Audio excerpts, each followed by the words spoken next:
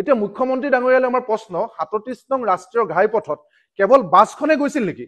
মুখ্যমন্ত্ৰীৰ মতেতো সব গাড়ী পথাৰত বাগৰি পৰিব লাগিছিল এই কুঁৱলী মাৰি থকাৰ কাৰণে। দেৰগাঁৱৰ দুৰ্ঘটনাৰ পাছতে বিস্ফোৰক অভিযোগ কৃষক মুক্তিৰ। পীযুষ হাজৰিকাৰ কোন ঘনিষ্ঠ বিজেপি নেতাই বাহৰ পাতি আছে লিডুত। অবৈধ কয়লা ভৰ্তি এখন পলৰীয়া গাড়ীয়েই সংঘটিত কৰিছিল দেৰগাঁৱৰ দুৰ্ঘটনা। দুৰ্ঘটনাৰ পূৰ্বে থকা কয়লাৰ পৰিমাণৰ হিচাপ সলনি হ'ল দুৰ্ঘটনাৰ পাছত। কয়লাৰ অবৈধ চক্ৰৰ মুখা খোল খোৱাৰ ভয়তেই নিশ্চুপ চৰকাৰ প্ৰশাসন।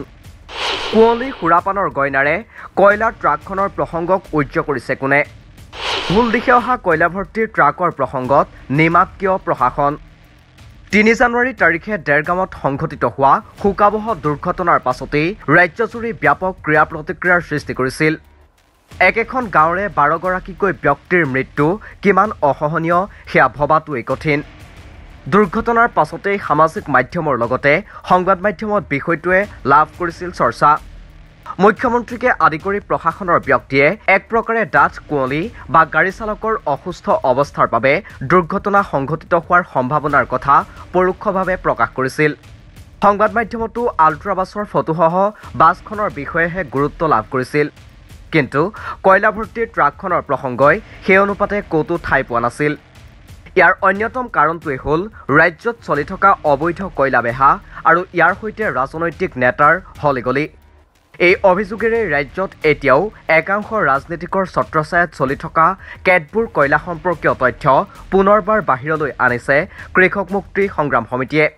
মুখ্যমন্ত্ৰীগৰাকীয়ে কৈছে চালকজনে মদ খাইছিলে। বহুতে কোৱাত দেখিছো আমি যে মদ খাই আছিলে, কিন্তু মদ খাই আছিলে নাছিলে সেইটো আমি নাজানো। মদ খোৱাটো এটা দুৰ্ঘটনাৰ কাৰক হ'ব পাৰে, কিন্তু মদ খালেও ড্ৰাইভাৰজনে নিজৰ ছাইডতে আছিলে, কুঁৱলী হলেও নিজৰ ছাইডতে ১৫০ মিটাৰ আগুৱাই গৈছিলে। কিন্তু বিপৰীত দিশৰ পৰা অহা ৰং ছাইডত অহা ট্ৰাকখন, সেই ট্ৰাকখনে খুন্দা মাৰিছিলে। কিন্তু আশ্চৰ্যজনকভাৱে সেই কথাটো এতিয়া পুলিচেও নকয়, প্ৰশাসনেও নকয়, চৰকাৰেও নকয়। কিয় নকয়? সেই গাড়ীখনত আছিল কয়লা। ব্যাপক ৰূপত কয়লাৰ সিন্ডিকেট চলি আছে। ইয়াত চৰকাৰৰ পৃষ্ঠপোষকতাত চলিছে। ৩জন মূল মানুহৰ নেতৃত্বত আজি দীৰ্ঘদিনে কয়লাৰ সিন্ডিকেট চলি আছিল। গোবিন্দ ছেত্ৰী, বি গণেশ আৰু সুনীল গুৰুং। এই ৩জন মানুহ আমি সকলোৱে জানো, অসমৰ মানুহ সকলোৱে জানে যে তিনিচুকীয়াত থাকি বাহৰ পাতি লৈছে, বিয়াগুম কনভয় লৈ ঘূৰি ফুৰে, PSO লৈ ঘূৰে, চৰকাৰৰ বৰঘৰৰ মানুহ।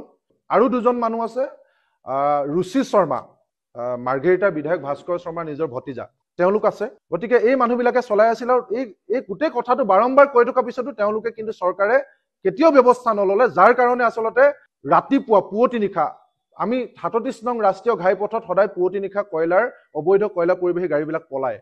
আৰু পলোৱা গাড়ী এখনে কেতিয়াও দিক বিদিক সোঁবাও নাচায়। এজন মানুহে হওক বা এখন গাড়ীয়ে হওক যেতিয়া পলায়, পলোৱা গাড়ী এখনে যিকোনো ঘটনা সংঘটিত কৰে। আৰু দেৰগাঁৱৰ ঘটনাটো সংঘটিত কৰিছিল তেনেকুৱা পুৱতি নিশা পলৰীয়া এখন গাড়ীয়ে।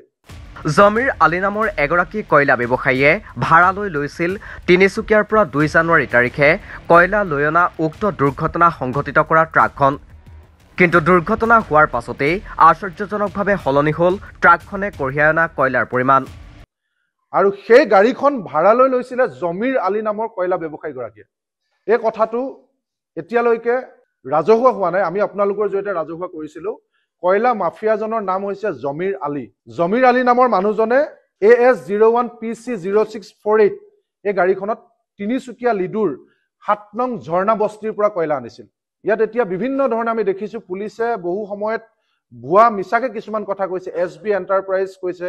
আপোনালোকে জানে যে ৩ জানুৱাৰী পুৱতি নিশা ৪:৩০ বজাত ঘটনা সংঘটিত হৈছিলে আৰু ২ জানুৱাৰীৰ দিনাখন আবেলি ৫ বজাত তেওঁলোকৰ যিখন UA বিল বুলি কয়, UA বিল যিখন অনলাইনত UA বিল পায়, UA বিলখনত উপলব্ধ আছিল ৫৬.৫৩ টন কয়লা লৈ SB এণ্টাৰপ্ৰাইজৰ পৰা ২ জানুৱাৰী আবেলি ৰাওনা হৈছিল কয়লা গাড়ীখন। আৰু সেই তথ্যটো আগতে আছিল এক্সিডেণ্ট হোৱা আগলৈ, কিন্তু এক্সিডেণ্ট হোৱাৰ পাছত তেওঁলোকে লগালগ এইটো সলনি কৰি দিলে।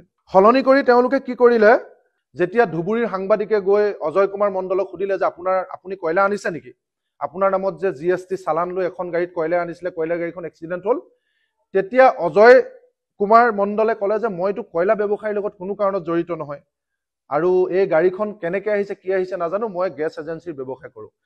আৰু গোটেই কথাবোৰ পোহৰলৈ অহাৰ পিছত তেতিয়া তেওঁলোকে সেইদিনাখন যিদিনা ঘটনা সংঘটিত হৈছে 3 জানুৱাৰীৰ পুৱতি নিশা 4:30 বজাত তেওঁলোকে সেইদিনা দিনৰ 2 বজাত বেলেগ এখন ইউএ বিল বনাই দিলে। সেই বিলখনত একেই এছবি কনষ্ট্ৰাকশ্যনৰ পৰা অহা দেখুৱাইছে, এছবি এণ্টাৰপ্ৰাইজৰ পৰা অহা দেখুৱাইছে আৰু তেওঁলোকে তাত চাব যে ৱেটটো কমাই দিলে। তাত তেওঁলোকে 29.56 টন অহা দেখুৱাইছে। এতিয়া আমাৰ ক'বলগীয়া কথাটো হৈছে যে মুখ্যমন্ত্ৰীগৰাকীয়ে খুদ দুৰ্ঘটনা হোৱাৰ দিনা সংবাদ মাধ্যমৰ সন্মুখলৈ আহি কৈছে যে কুঁৱলীত কিয় যাব লাগে। এতিয়া মুখ্যমন্ত্ৰী ডাঙৰীয়ালৈ আমাৰ প্ৰশ্ন, 37 নং ৰাষ্ট্ৰীয় ঘাইপথত কেৱল বাছখনে গৈছিল নেকি? আৰুতো গাড়ী গৈছিল। সেই কুঁৱলী পৰা মুহূৰ্তটোতে নাইট ছুপাৰবিলাক গৈ আছিল, অহৰহ গাড়ী গৈ আছিল। বাকীটো কোনো গাড়ী, মুখ্যমন্ত্ৰীৰ মতেতো চব গাড়ী পথাৰত বাগৰি পৰিব লাগিছিল সেই কুঁৱলী মাৰি থকাৰ কাৰণে। কয়লা মাফিয়া জমিৰ আলী যি ভুৱা চালানত, যি আমি ইতিমধ্যে আপোনালোকক দেখুৱালো কেনেকৈ ভুৱা চালান আৰু অতিৰিক্ত বুজালৈ সকলো নীতি নিয়ম জলাঞ্জলি দি কয়লা আনিছিল, এই মানুহজনক গ্ৰেপ্তাৰ কৰিব লাগিব। আৰু তেতিয়াহে আচলতে এই মৃতকৰ আত্মাই সদগতি পাব, পৰিয়ালকেইটা ন্যায় পাব। আনকি সংগঠনটোৰ সম্পাদকৰ এক গুৰুতৰ অভিযোগ যে মন্ত্ৰী পীযুষ হাজৰিকাৰ অতিকৈ ঘনিষ্ঠ সঞ্জীৱ হাজৰিকাই লিডুত বাহৰ পাতি লৈছে কয়লা ব্যৱসায়ৰ বাবে। সঞ্জীৱ হাজৰিকা ৰহাত ঘৰ আৰু এইবাৰ নগাঁৱৰ লোকসভা সমষ্টিৰ পৰা বিজেপিৰ টিকটৰ দাবীদাৰ। এই মানুহজন এতিয়া আপোনালোকে সকলোকে সোধক লিডুত, এওঁ নিজে লিডুত থাকি লয়। এওঁ এতিয়া এই সপ্তাহত প্ৰতিদিনে 10ৰ পৰা 15খন কয়লা গাড়ী 37 নং ৰাষ্ট্ৰীয় ঘাইপথেদি সৰবৰাহ কৰি আছে এওঁ সঞ্জীৱ হাজৰিকা। ৰহাৰ মানুহ, আপোনালোকে ফটোখন দেখিলে গম পাব, ডিঙিত মাৰফলাৰ বিজেপিৰ, আৰু পীযুষ হাজৰিকা একদম ঘনিষ্ঠ মন্ত্ৰী পীযুষ হাজৰিকা ডাঙৰীয়া একেবাৰে ঘনিষ্ঠ মানুহ। এজন মানুহ এতিয়া এওঁৱে হৈছে এতিয়া উঠি ৰজা বহি ৰজা, আৰু এওঁৱে গোটেই কয়লাৰ এতিয়া নিয়ন্ত্ৰণ দি আছে। আৰু এওঁলোকৰ পৰা লোৱা মানুহে, এওঁলোকৰ লগত থকা মানুহেই এই কয়লাৰ আনিছিল জমিৰ আলী, আৰু তেওঁ অনা গাড়ীখনতে এই গোটেই ঘটনাটো সংঘটিত হৈছে। গতিকে এই মানুহবিলাকৰ কাৰণে এতিয়া কয়লা মাফিয়াৰ বিৰুদ্ধে কেছ দিলেও এজাহাৰ নহয় এইবিলাক মানুহ। আৰু এজন দেখাইছো মই, আৰু এজন প্ৰতাপী কয়লা মাফিয়া, আজিৰ দিনটোত কয়লাৰ লগত জড়িত অবৈধ চিণ্ডিকেট ৰুচি শৰ্মা, মাৰ্ঘেৰিটাৰ বিধায়ক ভাস্কৰ শৰ্মা ডাঙৰীয়াৰ নিজৰ ভতিজা ৰুচি শৰ্মা। এইকেইজন মানুহ এতিয়া নতুন মাৰ্কেটত আহিছে, নতুন মাফিয়া এই দুজন। এওঁলোকৰ এতিয়া তাত দপদপনি চলিছে। সেইকাৰণে যিমান দিলেও আমি দি আছো, এজাহাৰ দিছো, কেছ ৰেজিষ্টাৰ নহয়। এইটো আমাৰ উল্লেখ্য যে অভিযুক্ত কয়লা মাফিয়া, পথ নিৰ্মাণকাৰী সংস্থা আৰু সংস্থাৰ বিষয়ববীয়াৰ নাম উল্লেখ কৰি দিয়া গোচৰ ৰুজু কৰা নাই বুলিও অভিযোগ উত্থাপিত কৰিছে কৃষক মুক্তি সংগ্ৰাম সমিতিয়ে। ইয়াৰ পাছত মুখ্যমন্ত্ৰী হিমন্ত বিশ্ব শৰ্মাই কি পদক্ষেপ গ্ৰহণ কৰিব সেয়া লক্ষণীয় হ'ব। নিউজ ডেস্ক ৰিপৰ্ট, দি ক্ৰছ কাৰেণ্ট।